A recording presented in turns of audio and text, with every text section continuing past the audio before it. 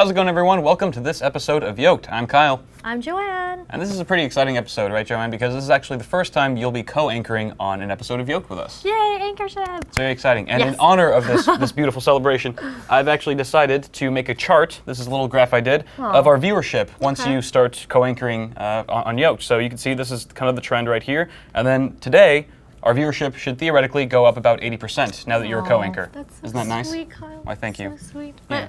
But what is that dip over there? It's kind of dramatic. That's actually the episode where I took my shirt off. Oh, I'm sorry. I'm holding the graph wrong.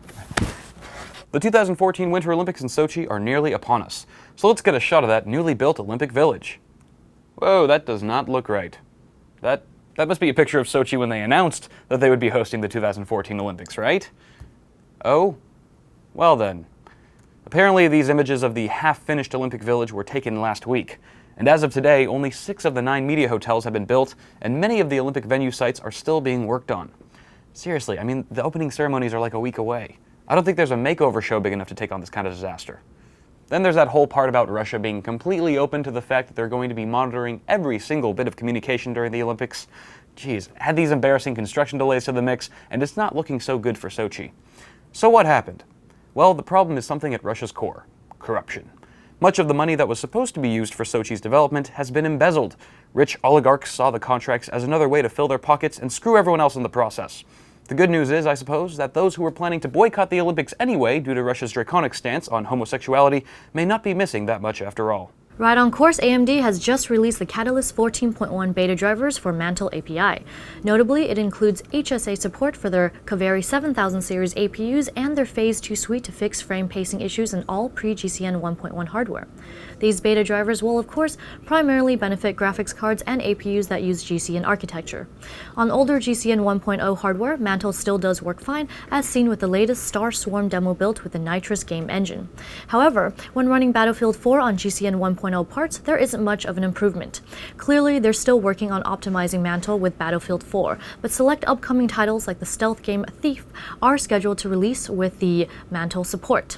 Under its known issues, one of the more pressing issues is that crossfire support is tenuous at best. To quote a Nantex article on the beta drivers, the low-level nature of Mantle means that driver-enforced AFR for multi-GPU setups is absent under Mantle, so proper multi-GPU scaling is largely in the hands of game developers, a significant change from how things work under Direct 3D.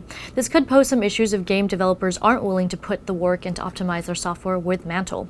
As with most early release drivers of this magnitude, there are still many bugs to work out, but here's hoping that the performance increase will be worth all the trial and error. On today's installment of Take My Money, We're taking a closer look at the Funk HS260 gaming headset. Look at those large cups.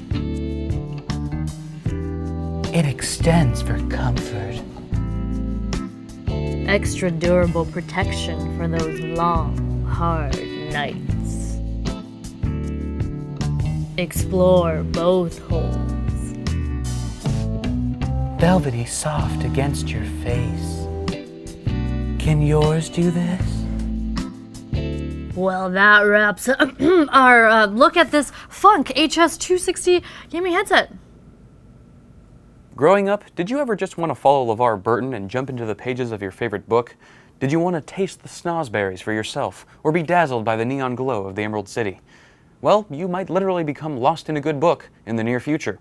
Researchers at MIT's Media Lab have created a concept they call sensory fiction.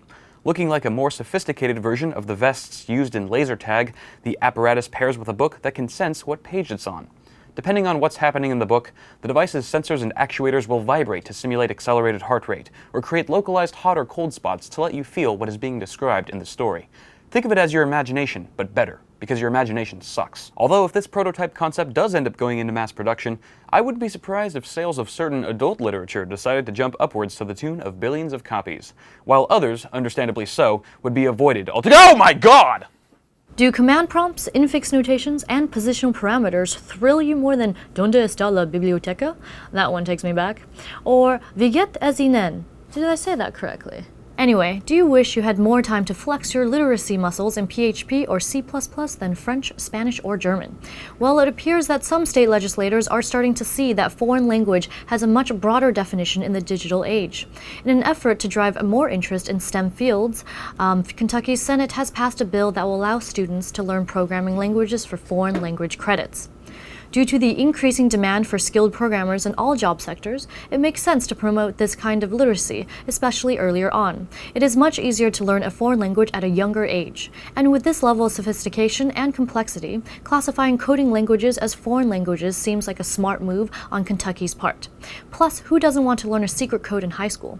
So many missed opportunities. All right, ladies and gentlemen, that is going to wrap it up for this episode of Yolk'd. Remember, there's a Q&A tomorrow and another episode of Yolk'd on Thursday and a live show on Friday. That's right. And I must say, Joanne, for your first time co-anchoring on Yolk'd, you did a really good job. Ugh. Ow! Oh. What was that for? Oh, sorry, Cal. Reflex, you know, you always say terrible things to me and all that. That really hurt.